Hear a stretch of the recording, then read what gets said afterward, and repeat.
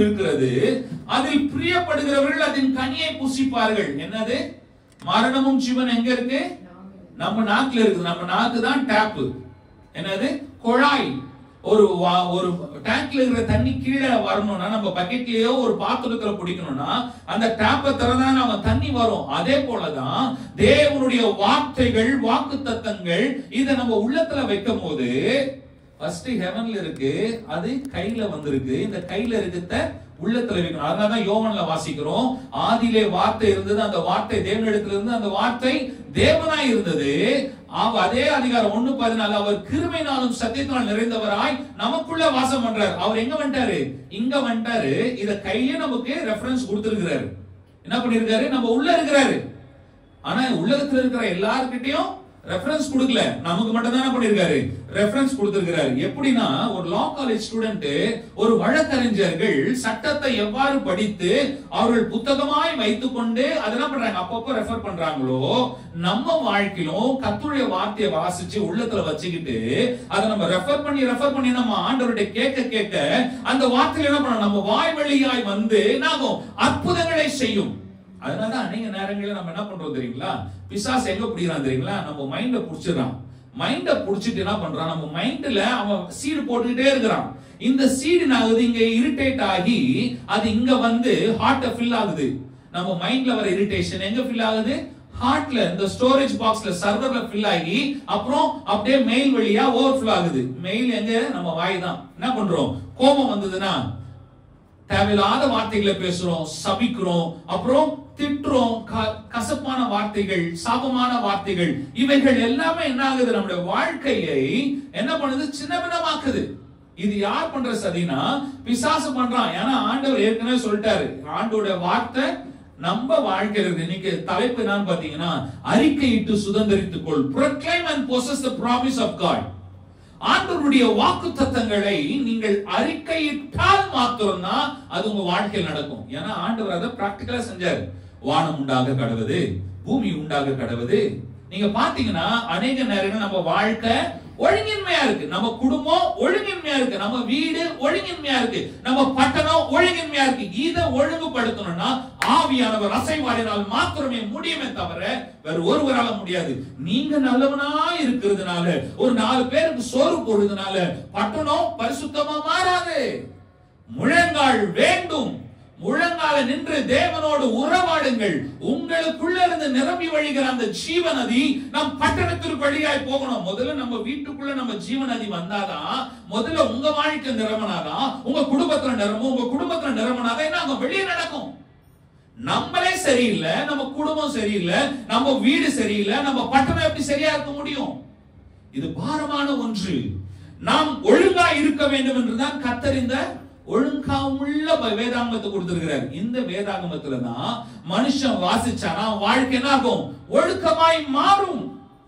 இன்னைக்கு இதை வாசிக்க விட மாட்டான். டிவியை பார்க்க மணிக்கணக்கா டிவி பார்க்க விடுவான், ஊரை சுத்த விடுவான், எங்க வேணாலும் போடுவான். ஆனா கர்த்தருடைய சமூகத்துல இருந்து வேதத்தை கேட்கவோ, கர்த்தருடைய வார்த்தை கேட்கவோ யாரையும் விட மாட்டான். இது துக்கமான காரியம். இதெல்லாம் பிசாசு உண்டு பண்ணுகிறது.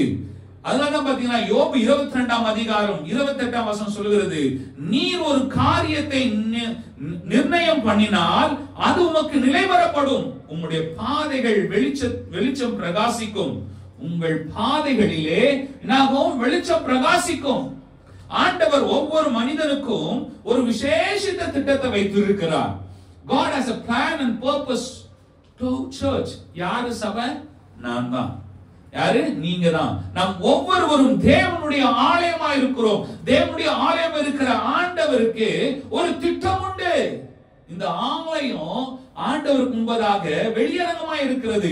ஒவ்வொரு மனுஷனுடைய வாழ்க்கையிலும் ஆண்டவர் வச்சிருக்கிறாரு, ஒரு திட்டத்தை வச்சிருக்கிறார். என்ன திட்டம்? நம்மை கொண்டு நம் சந்ததிகளை ஆசீர்வதிக்க வேண்டும். சந்ததிகள் மூலமாய் தேசம் ஆசீர்வதிக்க வேண்டும். அதுதான் ஆண்டவர் என்ன பண்ணாரு?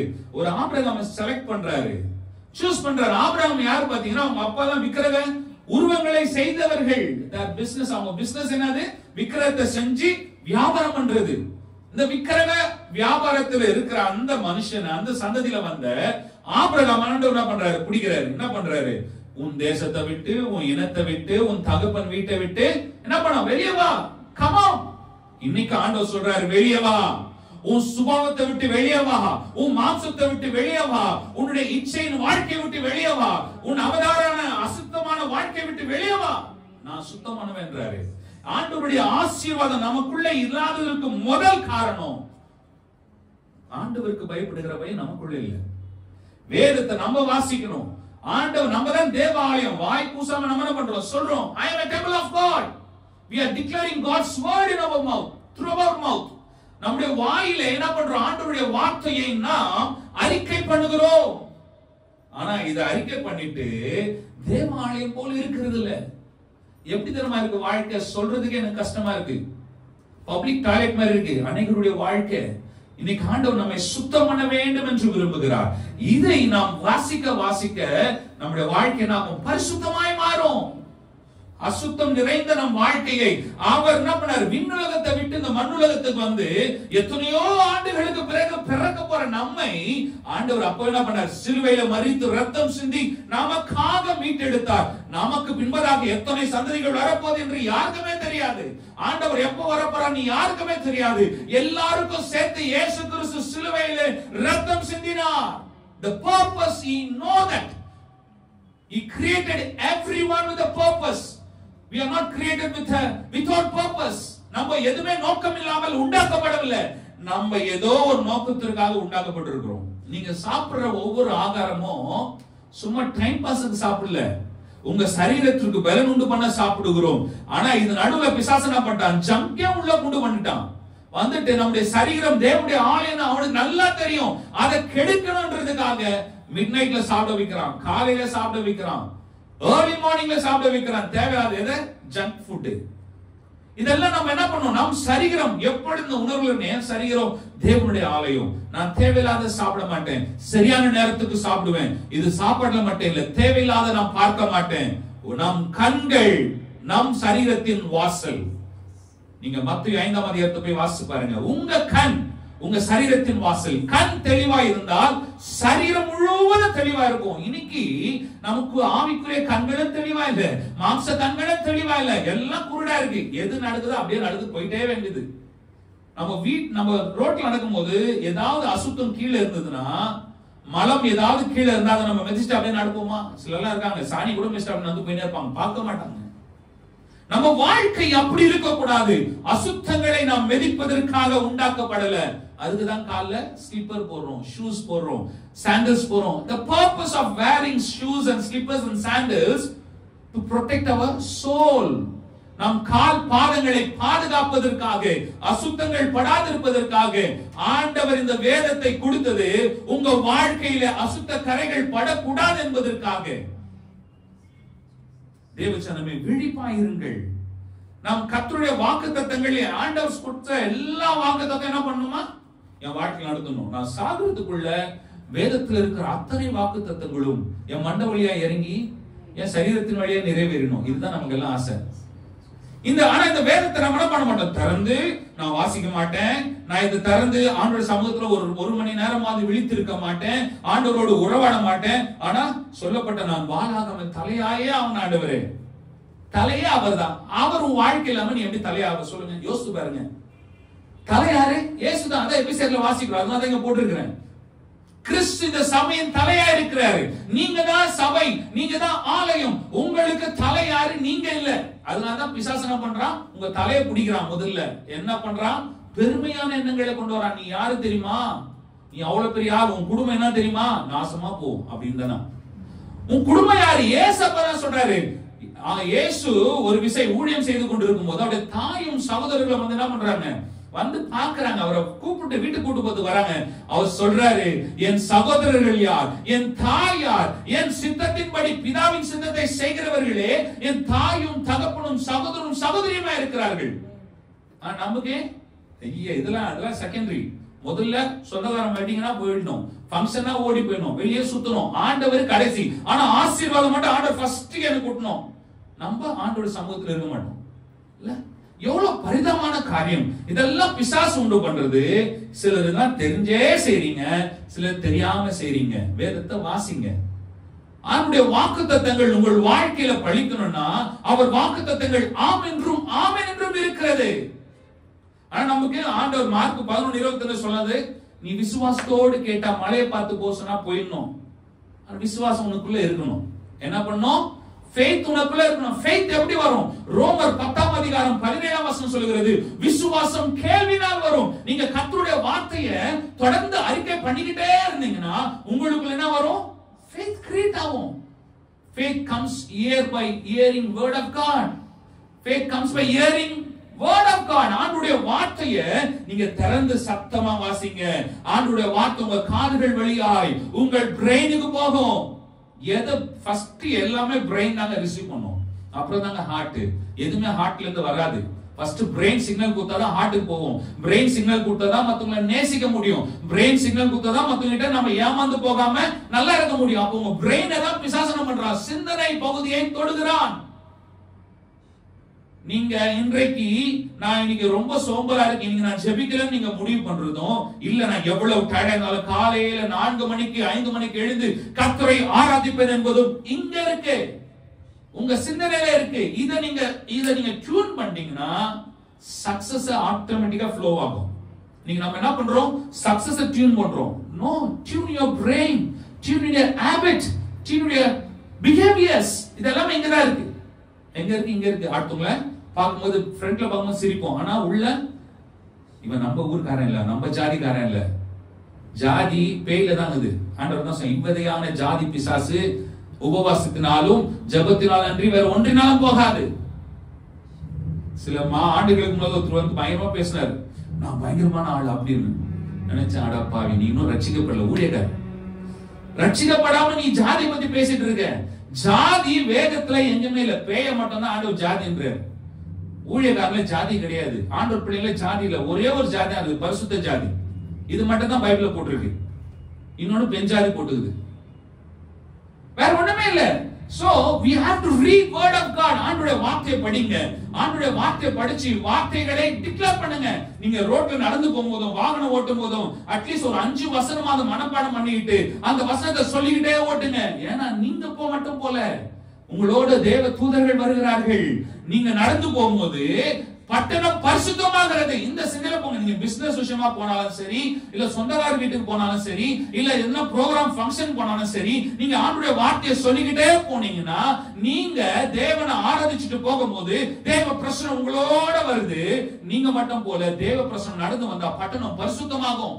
இதுதான் பிசாசு பண்றான். என்ன பண்றான்? பிரைடு வாக்குன்னு தேசத்தை அசுத்தம் பண்றான். கேவலமா நடந்து போறாங்க, அசிங்கமான காரியங்களை ரோட்ல பப்ளிக்ல செய்றாங்க. ஏன் தெரியுமா? இத பார்க்கிறவங்க அதை செய்யணும். ஆனா நம்ம வேதத்தை தூக்கி போகிறதுக்கு என்ன பண்றோம்? வெட்கப்படுறோம். Please listen to word of God, carry word of God. உங்க இருதயத்திலும் வேத வசனத்தை சுமங்கள், கரங்களிலும் வேத வசனத்தை சுமங்க. வெட்கப்படாதீங்க. இத சுமந்து போகும்போதே பட்டணம் பரிசுத்தமாகும். உங்க வாயில கர்த்தருடைய வார்த்தையை நீங்க சொல்ல சொல்ல பட்டணம் பரிசுத்தமாகும். Practice that. Doors will open. திறக்காத வாசலும் திறக்கப்படும். அடைப்பட்ட வாசல்கள் திறக்கப்படும். யாவும் பூட்டாலும் சரிங்க, நீங்க ஆண்டவருடைய வார்த்தையை சொல்லி பாருங்க, உங்களுக்கு பிசினஸ் வரும், ஆர்டர்ஸ் வரும். நீங்க என்ன பண்ணுவீங்க? ஜெபிச்சு போங்க, ஆத்துமாக்கள் உங்களுக்கு ஆண்டவர் கொடுப்பார். தேசத்தை சுதந்தரிப்பீர்கள் என்று வேதம் வாக்கு உரைக்கிறது. இந்த வார்த்தைகள் பொய் அல்ல. நாம் சுதந்தரிக்கிறதுக்காக பிறக்கப்பட்டவர்கள். நம்ம உண்டானதே எதுக்காக? To possess, ஆட்கொள்ளும்படி, சுதந்தரிக்கும்படி. அதனால தான் ஆண்டவர் சொன்னாரு, declare, proclaim and possess. proclaim and possess, அறிக்கை பண்ணி சுதந்தரித்துக்கொள். ஆண்டவர் ஆபிரகாம் சொன்னார், நீ எவ்வளவு தூரம் நடக்கிறே நடப்பா, நீ நடக்கிறது உனக்கு தருவேன். அது என்ன குறிக்குது? Practical life. பிராக்டிஸ் பண்ணாதான். இல்ல ஆண்டவரே, என்னால் நடக்க முடியல ஆண்டவரே, குதிரை கொடுங்க கேட்கல ஆபிரகாம். அப்ப குதிரை இருந்தது. இல்ல கழுதை கொடுங்க, ஒட்டகம் கொடுங்க கேட்கல. ஆபிரகாம் கிட்ட எக்கச்சக்கமான ஒட்டகம் இருந்தது. He walked. ஆபிரகாம் நடந்து போனார். நடந்து போய் தேவ வார்த்தைக்கு கீழ்ப்படிந்து அதை சுதந்தரித்துக் கொண்டார். அவர் ஆபிரகாம் கர்த்தர் சொன்ன எதெல்லாம் செஞ்சாரோ அதெல்லாம் ஆபிரகாமுடைய வாழ்க்கை. அதனாலதான் இன்னைக்கு பாருங்க, நம்மள ஆண்டவர் சொல்றாரு, நீ ஆபிரகாமின் சந்ததி. எல்லா ஆசீர்வாதங்களும் கொட்டிட்டார் ஆண்டவர். அப்படியே நிரம்பி வழியுது. அதை நம்ம பிடிச்சிக்கணும். அவ்வளவுதான். நம்ம போயிட்டு கஷ்டப்பட்டு ஆசீர்வாதத்தை பள்ளம் தூண்டி எடுக்க போறது இல்ல. வேதத்தை குறிச்சு எடுத்துக்கணுங்க. சிம்பிள் ஃபார்ம்ல ஆண்டவர் கொடுத்திருக்கிறார். மேத்ஸ்ல ப்ராப்ளம், ஒவ்வொரு ப்ராப்ளத்துக்கு ஆன்சர் வரணும்னா அதுக்கு ஃபார்முலா இருக்கு. அதே போல உங்க வாழ்க்கையில கர்த்தருடைய ஆசீர்வாதம் வரணும்னா ஒரே formula. Open the Bible, read the word of God, proclaim the word of God, obey to word of God. ஆண்டவருடைய வார்த்தைக்கு கீழ்ப்படிங்க. வாக்குத்தத்தம் அனைத்தும் கட்டளைகளுக்கு உட்பட்டது. கட்டளை இல்லாம வாக்குத்தத்தம் வராது. கட்டளை தான் என்னது? சாவி மாதிரி. நீங்க கட்டளைக்கு கீழ்ப்படிந்தீங்கன்னா நீங்க அப்போ தாப்பால் பண்ணத பூட்டுக்குள்ள என்ன பண்ணீங்க? சாவி போடுறீங்க. when you obey to word of commandment, நீங்க திறக்கிறீங்க. அப்ப அந்த லாக் ஓபன் ஆகுற மாதிரி வாக்குத்தத்தத்தின் பொக்கிஷ பொருள் பெட்டி திறக்கப்படுகிறது. அது திறந்த உடனே உங்க வாழ்க்கை என்ன ஆகும்? ஃபுல்ஃபில் ஆகும். நீங்க வாழாமல் தலை ஆகி தான் ஆவீர்கள். இது யார் வந்தாலும், பிசாசின் சேனை இறங்கி வந்தாலும் ஒண்ணும் பண்ண முடியாது. ஆண்டவர் சொன்னதுதான். No change in his word of God. அதனால இங்க ஏசாயா புத்தகத்துல ஆண்டவர் ஒரு விஷயம் கூட நமக்கு கன்ஃபார்ம் பண்றாரு. ஏசாயா 55:10-11ல ஒரு மழை அனுப்புற மழையே அது போன காரியம் செய்து முடிக்காம திரும்பலையே. உன் வாழ்க்கை நான் கொடுத்திருக்கிற வார்த்தை நீ வாசிச்சனா அது எப்படி ஃபுல்ஃபில் ஆகாம போகும்? மழை பெய்யுது, பனி பெய்யுது, பூமியில யாரும் விதைக்கலங்க, ஆனா புல்லு விளையுது. புல்லு விளையுது, செடி விளையுது. சில நேரத்துக்கு நீங்க தொட்டியில மண்ணை போட்டு ஏதோ ஒரு செடி, ஒரு நல்ல ஒரு செடி மட்டும் வச்சு பாருங்க. அந்த செடி மட்டும் நீங்க தண்ணி ஊத்த அந்த செடி மட்டும் வளராது. அதை சுற்றி இருக்கிற பல கிளைகள், வேர்கள், புல்லுகள் எல்லாம் ஆகும், வளரும். அது தன்னால வளரும். நீங்க சொன்னீங்களா இதெல்லாம் வளரணும்னு? அதுக்கு தனியா வேலை ஒண்ணுமே இல்ல. நீங்க தண்ணி ஊத்தினா அது வளரும். அந்த தண்ணி அதோட வேலையை செய்யும். ஆனா நம்ம என்ன பண்றது இல்ல? கர்த்தருடைய வேலையை செய்யறது இல்ல. ஆண்டவர் என்ன சொன்னாரு? உன்னை வாழாக்கம் தலையாக்கம். நம்ம என்ன பண்றோம்? இன்னும் வாழாவே இருந்துட்டு இருக்கோம். ஏன்? இந்த வார்த்தை நமக்குள்ள வரல, இது நம்ம லைஃப்ல வரல. Declare word of God. ஆண்டவருடைய வார்த்தை அறிக்கை செய்வோம், அதை நாம் சுதந்தரிப்போம். தேவன் நம்மை அழைத்த நோக்கத்துல நம்ம நிக்கணும். வாசிங்க 2 கொரிந்தியர் 8ஆம் அதிகாரம் 9ஆம் அதிகாரம் 8ஆம் 10ஆம் வசனம். 2 Corinthians chapter 9 verse 8 and 10. மேலும் நீங்கள் எல்லாவற்றிலும் எப்பொழுதும் சம்பூர்ணமடைவர்களாயும் சகலவித நற்கிரியங்களிலும் பெருகுகிறவர்களாயும் இருக்கும்படியாக தேவன் உங்களிடத்தில் சகலவித கிருபையையும் பெருகச் செய்ய வல்லவராய் இருக்கிறார். வாரி இறைத்தான், ஏழைகளுக்கு கொடுத்தான், அவனுடைய நீதி என்றென்றைக்கும் நிற்கும் என்று எழுதியிருக்கிறபடியாகும். ஆமென். 10ஆம் வசனம். விதைக்கிறவனுக்கு விதையும் புசிக்கிறதற்கு ஆகாரத்தையும் அளிக்கிறவர் உங்களுக்கு விதையை அளித்து அதை பெருக பண்ணி உங்கள் நீதி விளைச்சலை வர்த்திக்க செய்வாராக. என்ன பண்றாரு? விதைக்கிறவனுக்கு ஆண்டவர் என்ன கொடுக்கிறாரு? விதைக்கிறவனுக்கு தான் விதை, சாப்பிடுறவனுக்கு சாப்பாடு.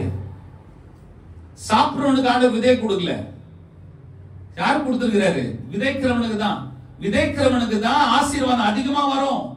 சாப்பிடுறவனுக்கு சாப்பாடு வேண்டி அந்த வேலைக்கு மட்டும் தான் வரும். நீங்க ஆண்டவர் எனக்கு சாப்பாடு போதும்னா உங்க வரைக்கும், உங்க வயிறு வரைக்கும் திருப்தியாகும். உங்க சந்ததிகள் ஆசீர்வதிக்கப்படாது. When the time you ask God, Lord I need seed na, அது உங்க ஜெனரேஷன்ஸ்க்கு வரும்.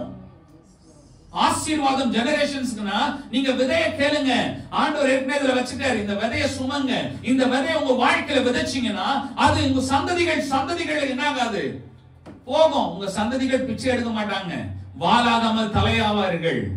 அதனாலதான் பாருங்க, நிறைய இடத்துல ஆண்டவர் சில ஊழியக்காரெல்லாம் கூப்பிட்டு வச்சு ஆரம்பத்துல ரொம்ப கஷ்டப்படுவாங்க. ஆனா அவங்க ஒரு ஆண்டவருடைய திட்டத்தின் பிரகாரம் ஒரு ஊழியத்தையோ இல்ல ஒரு இன்ஸ்டிடியூஷன் ஆண்டவர் ஆரம்பிக்க சொன்னார்னா அதை கீழ்ப்படிந்து செய்யும் பொழுது பலர் கிண்டல் கேலி பண்ணுவாங்க, ரொம்ப கேவலமா பேசுவாங்க. ஆனா கர்த்தருடைய வார்த்தைக்கு யார் வார்த்தையும் கேட்காம ஆண்டவர் சொன்ன வார்த்தைக்கு மட்டும் கீழ்ப்படிஞ்சாங்க. சந்ததிகள் இன்ற வரைக்கும் ஆசீர்வாதமா இருக்கு. அதுல ஒருவர் தான் டாக்டர் டி.எஸ். தினகரன் ஐயா அவர்கள். அவரை நிறைய பேர் கேலி பண்ணாங்க, இன்ன வரைக்கும் கேலி பண்றாங்க. சமீபத்துல ஒரு ஊழியக்காரருடைய மகள் 13 வயது 8 வயது என்னமோ, இப்போ ஒரு வாரத்துக்கு முன்னாடி கார் ஆக்சிடென்ட்ல இறந்துட்டாங்க. 2 பேரும் உயிரோடு இருக்கிறாங்க. ஆனா அந்த ஊழியக்காரருக்கு அவர் சுவிசேஷகர் உன்னதத்துல மெசேஜ் போடுறார். நான் டி.எஸ். தினகரனுக்கு ஏற்கனவே நான் சொன்னேன், அவர் மரித்த போதும் உங்களுக்கு இப்பொழுது சொல்லுகிறேன். அவர் முழங்காலுக்கும் உங்க முழங்காலுக்கு சம்பந்தமே கிடையாது. அவர் ஒரு நாளும் எந்த ஊழியக்காரனை குறித்து பேசுனதே கிடையாது. I love that man. பயங்கர அட்மையர் பண்ணுவேன். ஜெபத்திலும் சரி, அன்பிலும் சரி. ஏன்னா அவருக்குள்ள ஆவியின் கனி இருந்தது. அதனால பொறுமையா இருக்கிறார். எவ்வளவு பேசினாலும் இன்றைக்கு பல அவர் வாழ்ந்த போது தெரியாத விஷயங்கள் மரித்த போது நிறைய வெளியே வருது கனிகள். அநேக ஊழியக்கார் குடும்பங்களை அவர் போஷித்து இருக்கிறார், வழி நடத்தி இருக்கிறார். அநேக ஊழியக்காருடைய பிள்ளைகளுக்கு காரணியால எஜுகேஷன் கொடுத்திருக்கிறாரு. எதுவுமே தெரியாம எங்கயோ இருந்துகிட்டு என்ன பண்றாங்க, வெறும் மீடியால, அது சோசியல் மீடியால தப்பு தப்பா பேச வேண்டியது. இந்த ஊழியக்காரர் சொல்றேன், நான் ஏற்கனவே சொல்லிட்டேன், நீங்க ஊழியத்தை சரியா செய்யுங்க. அவர் ஊழியத்தை செய்யறது பெரும்பாடு. நீ அதை சரியா செய்ய நீ சொல்லாத. ஆண்டவருக்கு ஒவ்வொரு ஊழியக்காரன் என்ன பண்ணுவாங்க, ஆண்டவர் கணக்கு கொடுத்துவாங்க. We are not here to judge anybody, we are here to proclaim God's glory in our life. அப்ப தேவ கிருபையை மகிமை பெற்றுக்கொள்ளணும்னா தேவ பிரசன்னத்துல இருக்கணும். நம்ம சபையில இருக்கிற ஜனங்கள் ஒருவரை குறித்தும் நாம் பேசக்கூடாது. ஆண்டவர் சொல்றார், காலத்துக்கு முன்னே நீ நியாயம் தீர்க்காத. நீ நியாயம் தீர்க்கனா ஆண்டவர் நியாயம் தீர்க்கிற. நம்ம வாயை ஜிப் பண்ண. அதனாலதான் சங்கீதம் 15ஆம் சங்கீதத்துல சொல்றாரு, அயலான் மேல சொல்லப்படும், அயலான் உங்க வீட்டு பக்கத்துல இருக்கிறவன் எவனோ ஒருத்தர், அவங்க மேல சொல்லப்படுற எந்த ஒரு கம்ப்ளைண்ட்டையும் நீங்க பேசாதீங்க. யாரா சொல்லிட்டு போயிட்டோம். ஏன்னா நம்ம எங்க போக போறோம், பரலோகத்துக்கு போக போற ஆட்கள். இதுல போக்கஸ் பண்ணாதீங்க. பிசாசு என்னதான் பண்ணுவான், குடும்பத்துல யாராவது ஒருத்தரை பத்தி தப்பா பேசி அவங்களுடைய கேரக்டர் அவங்க தப்பாவே இருக்கட்டும், அதை பத்தி நம்ம பேச வேண்டிய அவசியமே இல்லை. நம்ம வேலை என்னது, வேத வசனத்தை மாத்திரமே நாம் வாசிச்சு, இந்த வேத வசனத்தை வாசிக்கிறதுக்கு நேரம் கிடையாது, ஊருக்கு அதை பேசுறதுக்கு நேரம் நிறைய இருக்குது. இதெல்லாம் பிசாசுடைய தந்திரமான வலைகள். நம்ம ஜாக்கிரதையா இருக்கணும். ஜெபிக்கிறதுக்கு நேரம் கொடுக்க மாட்டான், நம்ம நேரம் கொடுக்க மாட்டோம். ஆனா மீடியாவுல மொபைல்ல பாக்குறதுக்கு இப்படி ஸ்க்ரோல் பண்றதுக்கு நேரம் நிறைய இருக்கும். நம்ம ஒரு 10 நிமிஷம் 5 நிமிஷம் தான் ஏதாவது ஒன்று பார்க்கலாம்னு பார்ப்போம். ஆனா அது என்ன பண்ணுவோம், தேவையில்லாம டைவர்ட் பண்ணி நீங்க டைம் பாத்தீங்கன்னா 3 hours 4 hours வேஸ்ட் ஆயிடும். அதனால பலருக்கு நான் சொல்ற ஆலோசனை, நான் ஜெப நேரத்துல மொபைல் என்ன பண்ணாதீங்க, பக்கத்துல கூட வச்சாதீங்க. பாட்டு கூட வேணாம், பாட்டு புத்தகம் வாங்கி நீங்க பாடுங்க. அதான் நான் சொல்லுவேன்.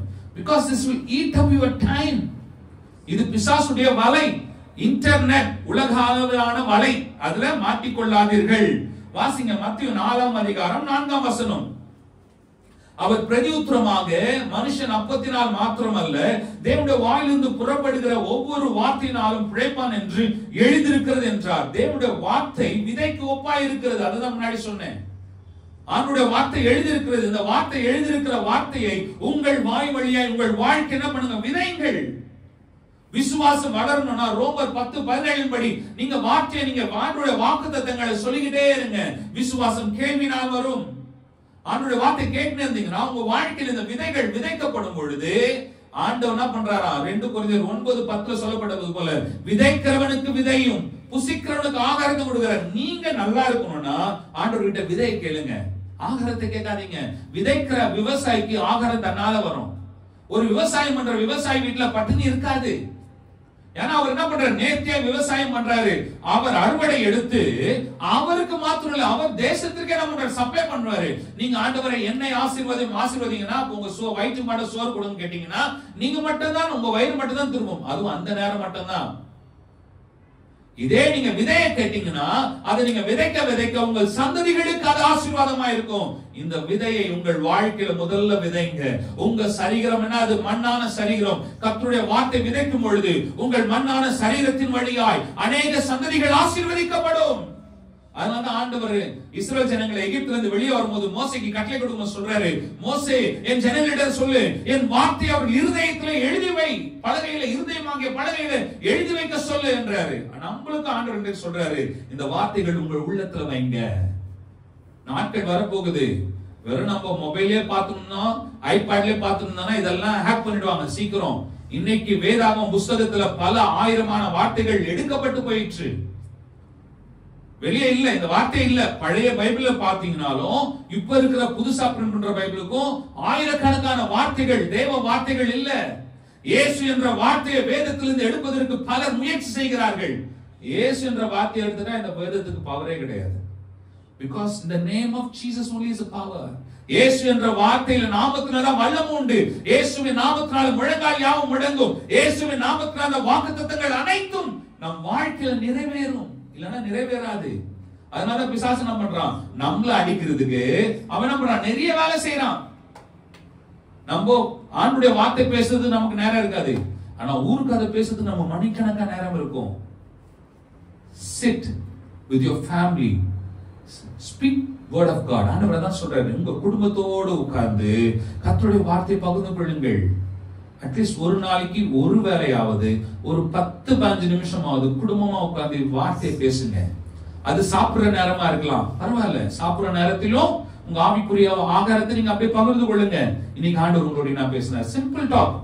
ஆண்டவர் உங்களோட என்ன பேசினார், இன்னைக்கு என்ன நன்மை செஞ்சாரு, உட்கார்ந்து குடும்பமா. இதுக்குதான் ஆண்டவர் இந்த குடும்பத்தை உண்டு பண்ணாரு. விசாசனம் பண்ணலாம், எல்லாரையும் பிஸி ஆகிட்டு ஒரு வேளையாவது உட்காருங்க, ஒன்னா உட்கார்ந்து இன்னைக்கு ஆண்டவர் உங்களோட என்ன பேசினாரு. ஆண்டவர் கட்டாயம் தினமும் பேசுவார். நம்மளே ஆயிரக்கணக்கான லட்சக்கணக்கான வார்த்தை பேசுறோம் ஒரு நாளைக்கு, ஆண்டவர் பேசாம இருப்பாரா? கட்டாயம் பேசுவாரு. கேளுங்க, கவனிங்க, பிராக்டிஸ் பண்ணுங்க. உட்கார்ந்து குடும்பமாய் உட்கார்ந்து தகப்பன் தாய் பிள்ளை உட்கார்ந்து பேசுங்க. இன்னைக்கு ஆண்டவர் உங்களுக்கு என்ன வார்த்தை சொன்னாரு, உனக்கு என்ன சொன்னாரு, இன்னைக்கு என்ன பேசினாரு, உனக்கு என்ன நன்மை வந்தது, இதை பகிர்ந்து கொள்ளுங்கள். இதுதான் ஊழியமே. அதனால ஆண்டவர் சொன்னார், நீ தான் ஆலயம். ஆலயம் எல்லாம் ஒன்னா செஞ்சதுன்னா மகிமை கிளம்பும். எல்லாமே பயங்கரமா இருக்கு. அதனாலதான் சேர்க்க விட மாட்டான், குடும்பத்தை டச் பண்றான், பிரிக்கிறான், பிரிவினை வருகிறது, அப்புறம் தேவையில்லாத உறவு வருகிறது. இதெல்லாம் தூக்கி கலையெல்லாம் தூக்கி வெளியே போட்டுட்டு நிலையான கர்த்தருடைய வார்த்தையை உள்ள வைங்க. குடும்பம் கட்டப்படும். உட்கார்ந்து என்ன பண்ணுங்க, ஆண்டவர் உனக்கு என்னப்பா பேசினாரு, இன்னைக்கு என்ன பேசினாரு, ஒவ்வொருத்தரும் நீங்க உட்கார்ந்து கேளுங்க. நாங்க குடும்பத்துல அப்படி பண்றோம். இன்னைக்கு என்ன ஆண்டவர் உனக்கு என்ன பேசினாரு, என்ன டிசிப்ளினா இருக்கிற. சில நேரங்கள் எங்க வீட்டுல டெய்லி மெசேஜ் தான் போடும், நான் தான் பண்றது. நீங்களா ஒரு நாள் தான் கேக்குறீங்க வார்த்தையில, டெய்லி மெசேஜ் தான் வீட்டுல. கேட்டு பாருங்க தனியா. எதுக்குன்னா இதை ஷார்பன் பண்ணிட்டே இருக்கணுங்க. கர்த்தருடைய வார்த்தை உண்டு வந்துகிட்டே இருக்கணும். அப்பதான் நாளைக்கு அவங்க போகும்போது அவங்க வாயில வார்த்தை வந்துகிட்டே இருக்கும். உங்க வாழ்க்கையில உங்க வீட்டுல நீங்க தான் ஊழியக்காரர். நல்லா புரிஞ்சுங்க. உங்க ஃபேமிலில ஹஸ்பண்ட் ஒய்ஃப் சில்ட்ரன் ஞாபகம் வச்சிருக்காரு. Husband head of the family. எபேசியர் புத்தகத்தை தெளிவாப்படுது. கணவன் கிறிஸ்து சபைக்கு தலையா இருக்கிறது போல குடும்பத்திற்கு மனைவிக்கு கணவன் தலையா இருக்கிறாரு. கணவன் என்ன பண்ணும், ஆண்டவர் சமூகத்துல உட்காரணும். டிவி சமூகத்துல உட்காராதீங்க. ஆண்டவர் சமூகத்துல உட்கார்ந்து வார்த்தையை வாசிங்க, வார்த்தையை கேளுங்க. அப்ப என்ன ஆகும், உங்க வாழ்க்கையில ஆண்டவர் பேசுகிறதே உங்களுக்கு கேட்க முடியும். கட்டுங்க குடும்பத்தை, அப்பதான் கட்டுவீங்க. பிசினஸ் கட்டுறதோட குடும்பத்தை கட்டுங்க. ஆண்டவர் உங்க வாழ்க்கை ஆவிக்குரிய வாழ்க்கை கட்டுங்க. பிசினஸ் தன்னால ஃப்ளோ ஆகும், வேலை தன்னால கிடைக்கும், வருமானம் தன்னால வரும். இந்த சர்ச்ல ஆண்டவர் இதுவரைக்கும் நடத்தி கொண்டு வருகிறார், குறைவே இல்லை, அற்புதமா நடத்துறாரு. சிலர் இந்த சர்ச்சை 3 நாள் நிறைய வேலை செய்யறாங்க. ஸ்தோத்திரம், அவங்களுக்காக ஸ்தோத்திரம். ஆண்டவர் அவங்களுக்காக நன்றி செலுத்துகிறேன். இந்த ஊழியம் வளரும். தெரியாத இடம்லாம் தெரிஞ்சு போகுது. இப்போ தெரியாத என்ன, நான் யார்கிட்ட போயிட்டு யார் வீட்டுக்கு போயிட்டு நான் பாஸ்டுங்க உங்க வீட்டுல ஜெபம் பண்ண வரேங்க, வரவே மாட்டேன். எனக்கு இருக்கிற இடம் இங்கதான். தேவ பிரசன்னத்தை தவிர வேற எதுவுமே கிடையாது. இதை தவிர நிறைய பேர் தெரியும், கூடுவாங்க, போகவே மாட்டேன். அதுக்கு நம்ம வேலை இல்லை. எதுக்கு வந்திருக்கிறோம், இது படிக்கிறதுக்கே நேரம் இருக்க மாட்டேன். இது ஃபுல்லா முடிக்கிறதுக்கு வெளியே சுத்துறதுக்கு நேரம் இருந்ததுன்னா அப்ப அவங்களாம் பெரிய ஆளுங்க, அவங்களுக்கு ஆண்டவர் நிறைய நேரம் கொடுத்துருக்காரு, எனக்கு கொடுக்கல. அப்ப நம்ம ஆயத்தமாகி ஜெபிச்சு proclaim and possess the promise of God.